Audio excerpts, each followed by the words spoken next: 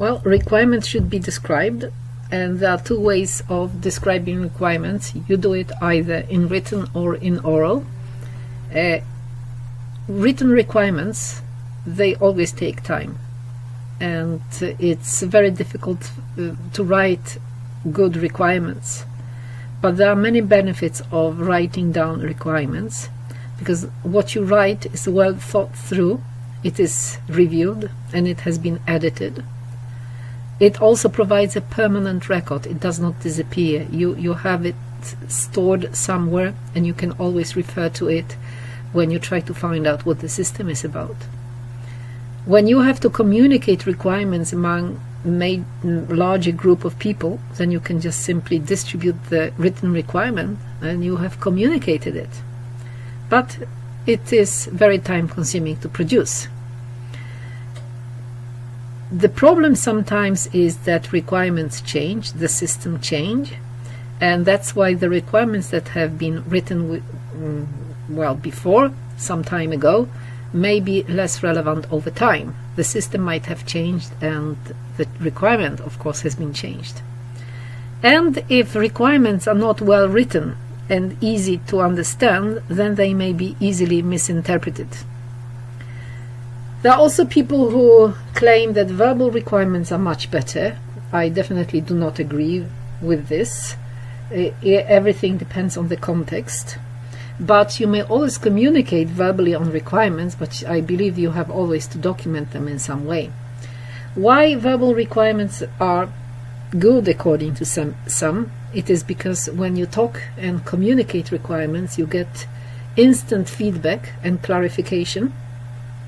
It's easier to clarify and gain common understanding. If, for instance, one person communicates a requirement, then it may be input for discussion, and this discussion can lead to a common understanding and better understanding of the requirement. A requirement that is not fully specified may be easily adapted to new changes, to new information, but there is a problem: it may be easily forgotten. And a forgotten requirement, well, it means a failure. It means a risk of failing with developing software system. Why? Because then you don't know whether this requirement is implemented or not. You have no idea what actually requirements are implemented in the system. We have mentioned that it is difficult to write good requirements. They are often inconsistent, incorrect, or they may be ambiguous. I have provided you with this example. I will also show you later on how to avoid the problem like this. I can also show you an example of non-functional requirements that may be easily misunderstood. Let us have a look at this requirement, a non-functional requirement saying that the system should be easy to use by experienced controllers and should be organized in such a way that user errors are minimized. This requirement does not say much. It is simply difficult to verify. So how can you verify that user errors are minimized? Well, you have to express your requirement in such a way so that you can test it. And here we have an example of the same requirement, but I believe it's much testable than the first one. This one says experienced controllers shall be able to use all the system functions after a total of 2 hours training. After this training, the average number of errors made by experienced users shall not exceed 2 errors per day. So this one is much easier to test, isn't it? Okay, what notations do we use to express requirements? There are various ways of doing it. First of all, it's natural language. Some companies use only natural language. I have seen specifications at least 10 years ago at Scandinavian Airline Systems. Everything was written in English, I think. I can't remember, but it was probably English, not Swedish. And there may be structured natural languages where companies have templates for how to write requirements. I will talk about it later on. You may have design description languages, which are high-level abstract programming languages that help you to define requirements. You probably have been acquainted with graphical notations such as use case descriptions, class diagrams, sequential diagrams. These are graphical notations for describing requirements. And you may have various mathematical specifications that are used for describing formal requirements. So user requirements, I mean, I have shown you that there are different levels of requirements. And one way of structuring at least user requirements is to have some template, follow some template. And here's a simple one. So what you have a description of a requirement. You describe what function is required. You must motivate why you need this function, so you must provide some kind of rationale. There may be some detailed specification of the requirement. In this case, you provide a reference. It may be a link, it may to some document or to some website. And most importantly, it is important to provide who has specified the requirement. And this who is very important, because if you happen to change the requirement, you must inform the person specifying the requirement that the requirement has been changed, or sometimes even ask for permission for changing the requirement. It depends who it is, of course. So using this template, you can write a functional requirement in this way. So here you have a description of the functionality, grid facilities.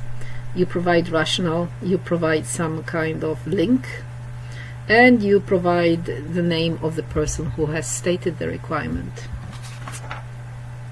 There is also another way of structuring natural language specification, and this is here you have some headings. You describe use case. Use case is a way of use cases are actually descriptions of functions. So you have use case ID, you have the name of the use case, you may describe actors involved in the use case, you describe flow of events or even alternative ways of conducting the functionality. Of course, there may be some preconditions and post-conditions. They may be specified. There may be assumptions, things that you assume. You are not always certain of some things. You may assume that, for instance, the software or the system, a car that you are going to produce, is going to function in minus 30 degrees Celsius. So it might be an assumption. Or there are some things that you don't know, so you assume that this functionality may imply something. And you may also provide priority, how important it is to implement this requirement. There will be many requirements that will compete, and you have to specify priority. Should it be implemented first, or can it wait till next release or so? So all requirements here are written in a standard way by following these headings. Then we have a very heavyweight way of describing requirements, and I know that you probably get very much scared when you see all these bullets. I will not go through them, but actually all the requirements in the companies that have some kind of control, they are very thoroughly described. And you can see that you have some kind of general requirement description where you describe provide requirement ID, title. You describe the requirement, you tell what type of requirement it is it functional or non-functional. You may state whether the requirement is internally provided by some developers, or is it external provided by a customer. You may provide rationale, and etc., etc. I will not go through this. You will be provided with an article about it, the article or a chapter from a book that I have written, where you have all these specifications, what these bullets mean. But what is important here is that you do not only describe the requirements, you describe them here on the general requirements. You evaluate requirements in some way. You provide other description data, like for instance what systems it should be, and then who is reporting on this requirement, and then all these stuff here, it is actually related to the process of managing requirements. You must, for instance, provide when the plan for implementing this requirement has been suggested, what does it look like? What activities do we have for implementing the requirement? What is the status of this requirement right now? And so on and so on. So you see, there is a lot of stuff to be recorded in traditional software development. I'm not saying it's too much, I'm not saying it's too little, I'm saying in some contexts this is necessary. You have to have strict control of what you are doing, and you have to have strict control of the status of your requirements. And of course all the requirements must be specified. Here one standard suggests what such a document should include. You have some kind of introduction to the requirement specification, where you describe the purpose of requirements document, you describe the scope of the product, you provide all the definitions, acronyms and abbreviations up front, all the reference to the documents that have been used, and you provide some kind of overview of the remainder of the document. And then you provide general description of the product perspective, product functions, what are the users, what are their characteristics. This is very important. You have to know the user so that you can develop the right product. You provide general constraints, assumptions and dependencies. How dependent are the requirements to each other, and so on. Then, or even other systems. Then you specify all the requirements, individual requirements. Here you have functional requirements, non-functional requirements, you specify interfaces, you specify performance, logical database requirements, design constraints, all the quality characteristics that are important. This document can be huge, and I will come back to it. It can be, there can be walls of shelves describing only one product. And then of course you may have appendices. In more modern ways of developing software, but not in all contexts, please observe, not in all contexts, it may be enough that you write down a note about a requirement and then you hang it on the wall. And these notes are usually called user stories. So a user story is a modern way of, a modern synonym of requirement. But what is important with the user story is that it is formulated in such a way so that it does not say too much and not too little. And here we have a template of such a requirement. As a user, so here you provide the role of the person who has specified the requirement. I want to, and here you specify the goal of what you want to do, so that I can, and here you provide the reason with what you want to do. So here I have an example. As a registered user, I want to log in so that I can access subscriber-only content. And this is the customer that is responsible for me formulating it. And then development team may use it to specify their own requirements, because usually these requirements are quite general. In some companies this is enough to have a requirement like that. In other companies it may be split into system requirements and very much detailed. So agile requirements or user stories, they are a concise description of a piece of functionality. They may be supported by a picture. Still, just as any requirement, they focus on who, what and why of a feature, not how, with some truth with modification, as I mentioned before.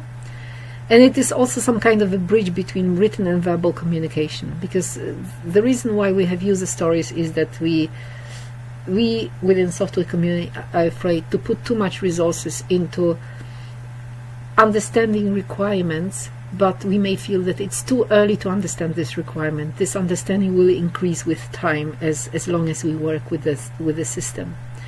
And of course such a user story represents a vertical slice of the system's functionality, so it usually goes from user interface all the way to data storage. So user stories usually have three parts, but there's many structures of user stories as there are companies. Everybody is free to write, to have their own structure for user stories, but usually you should have the first part, which is called card, where you have a written description of the user story for planning purposes, and here you use this template as a role. I want to achieve this so that I can do this. Then you have a conversation, and this is the section where you are allowed to provide further information or further details on the story. And finally you have confirmation, and confirmation is where you specify tests, how you are going to test this user story. So there may be several tests for one user story, and you specify them all. In some companies you simply are happy with the first part. Okay, that's it.